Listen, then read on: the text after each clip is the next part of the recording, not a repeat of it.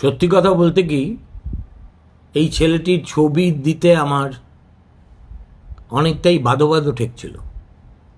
পরে মনে হলো পেশাদারি সাংবাদিকতা করছি তো, ফলে এখানে মায়া দয়া করুণা ইত্যাদি দেখানোর কোনো মানে হয় না। এই যে তার সহপাঠী যে সেদিনকে ওই মেয়েটির সঙ্গে রাত 8:28 ওই ক্যাম্পাসের দক্ষিণের দরজা দিয়ে বেরিয়ে বনের ভিতর ঢুকেছিল, তাকে 3 দিন ধরে পুলিশ শুধু প্রশ্ন করে গেছে, কিন্তু গ্রেফতার করেনি। কেননা একটা মেডিকেল কলেজের স্টুডেন্ট কোনো রকম প্রমাণ ছাড়া তাকে গ্রেফতার করাটা একটু সমস্যার বটেই। বাকি যাদেরকে গ্রেফতার করা হয়েছে তারা ওই এলাকার কিছু নিম্নবিত্ত, খুবই নিম্নবিত্ত ছেলেপিলে, তারা ওই জঙ্গলে নেশাভাং করছিল। ফলে তারা অ্যাকিউজড হবে না শেষ পর্যন্ত উইটনেস হবে সেটা এখনো বলা যাচ্ছে না। এই যে ছেলেটি, এর বাড়ি হচ্ছে মালদা জেলায়। মালদা জেলার কালিয়াচকে শিলামপুর গ্রাম পঞ্চায়েতের বাহাদুরপুরে এদের পৈতৃক বাড়ি। আজকে আমার এক সহকর্মী ওদের পাড়ায় গিয়েছিলেন ওর বাবা মার সঙ্গে কথা বলা যায় কি না তার চেষ্টা করে দেখতে। গিয়ে দেখেন বাড়ি বন্ধ, ধারে কাছে কেউ নেই। তবু একজন তার কাকা এবং আরেকজন পাশের গ্রামের মানুষ, তারা দুজন এই ছেলেটি সম্পর্কে ঠিক কি বলল আপনারা একবার শুনে নিন। একদম ভদ্র ছেলে। হ্যাঁ, ও শুরু থেকে ও হোস্টেলে পড়াশোনা করে।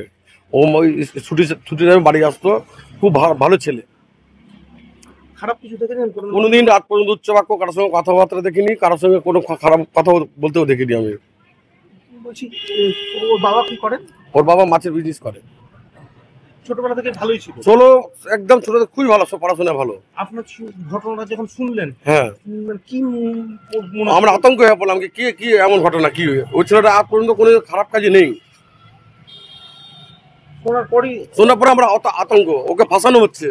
পুলিশ এসেছিল এখানে? না, পুলিশ আসেনি এখানে। তো ওর বাবাকে ডেকে পাঠিয়েছে? না, বাবা ডাকিনি।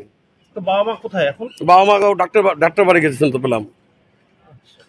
মানে ডাক্তার বাইরে বাইরে গেছে, ডাক্তার দেখাতে। ডাক্তার দেখাতে বাইরে গেছে? বাইরে ডাক্তার গেছে। কি ধরনের ঘটনা ঘটাতে পারে? নো, কোনোদিন না। কোন পলিটিক্যাল পার্টির সাথে যুক্ত ছিল সেটা? না, কোনো ও তো পড়াশোনা করে।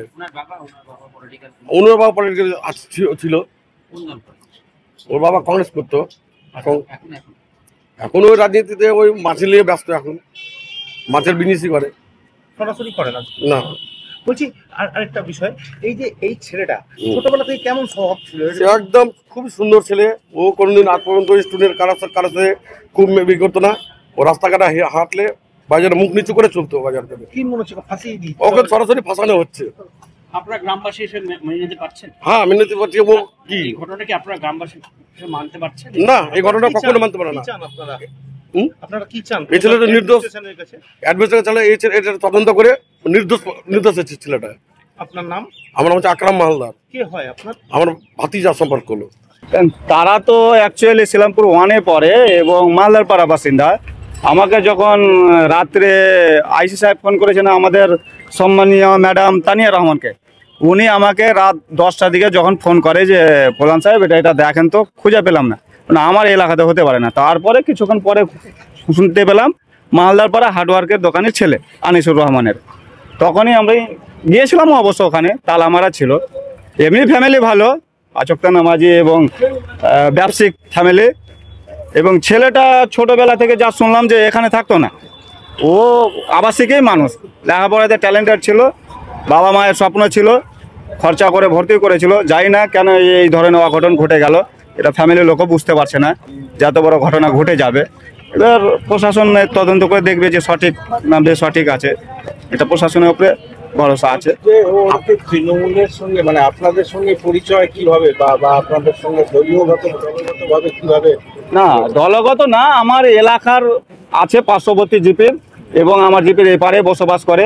এমনি ভালো সম্পর্ক, যোগাযোগও ভালো, এবং দেখাশোনা হয়, কথাবার্তাও হয়, ভালো শান্ত ফ্যামিলি। মানে আপনার না, পার্টি বলতে পারবো না, যেহেতু সমর্থক বা কর্মী, না, এমনি সাধারণ লোক, ভালো সামাজিক লোক।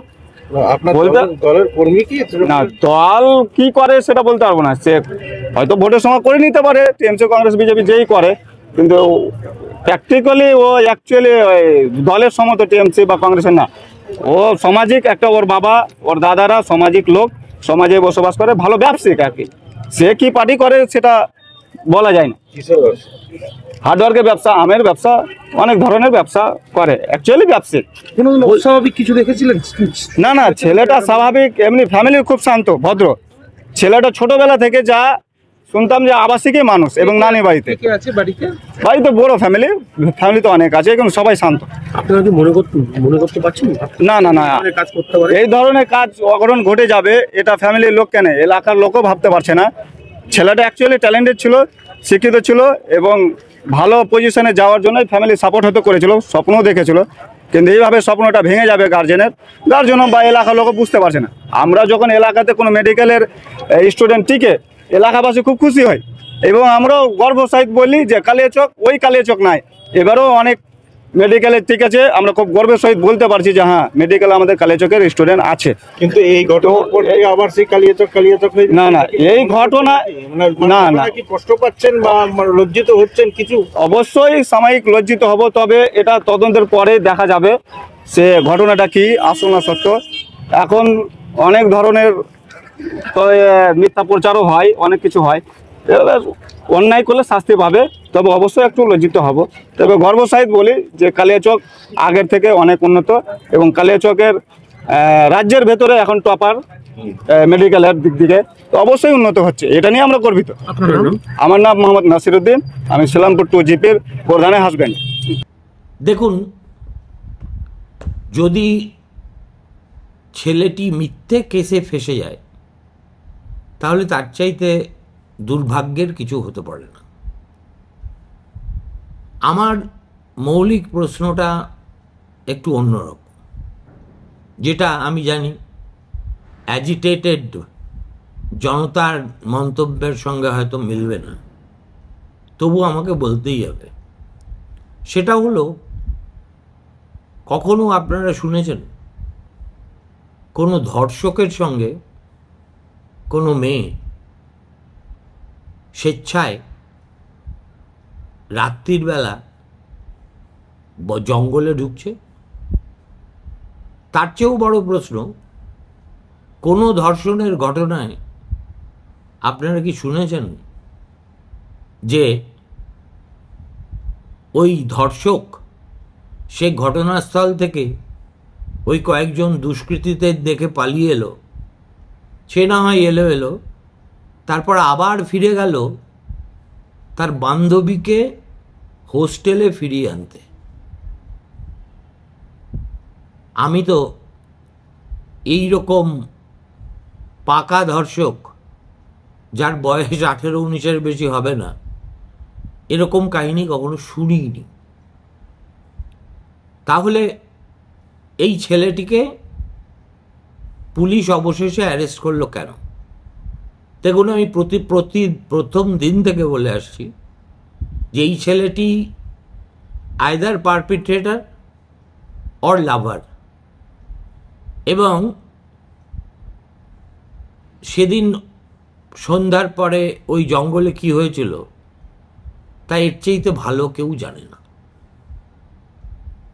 একটা সেকেন্ড ইয়ারে উঠবে করছে একটা ছেলে, সে যদি এইরকম একটা কাণ্ডে হঠাৎ করে জড়িয়ে পড়ে, তাহলে তার অবস্থাটা আমরা অনুমান করতে পারি, আর কিছু পারি না পারি।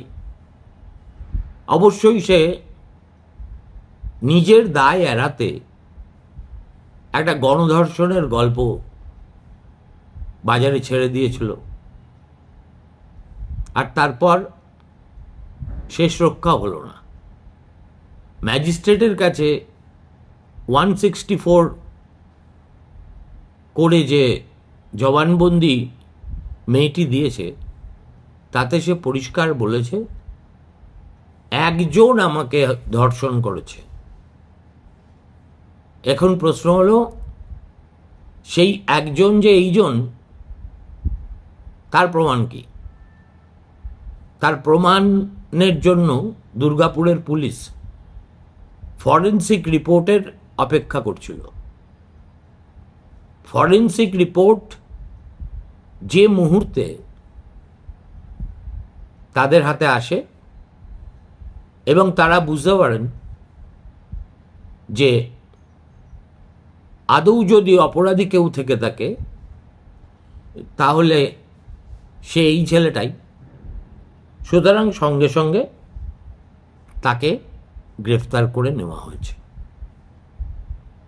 এখন দেখুন, জিনিসটা এত স্পর্শকাতর এবং দুটি বাচ্চা ছেলে মেয়ের কেরিয়ারের সঙ্গে সম্পর্কিত, যে এটা নিয়ে অনর্থক রহস্য রোমাঞ্চ সিরিজ তৈরি করার কোনো মানে হয় বলে আমার মনে হচ্ছে না।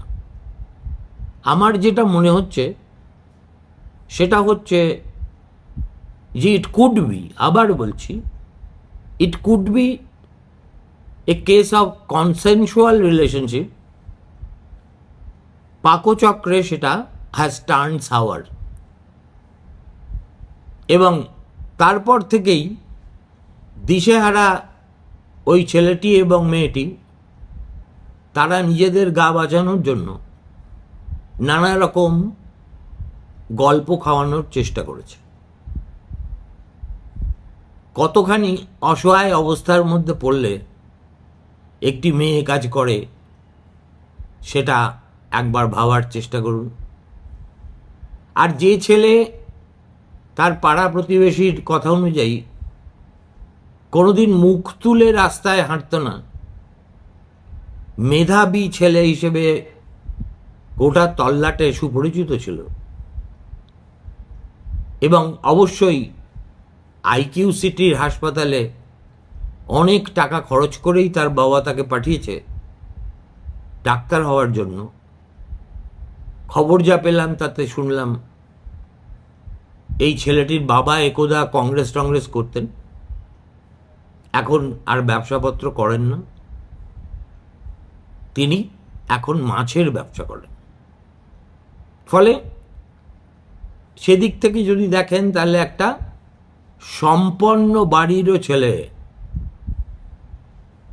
শেষ পর্যন্ত অবশ্য কোথাকার জল কোথায় গড়াবে সেটা তো আমার পক্ষে বলা সম্ভব নয়, কিন্তু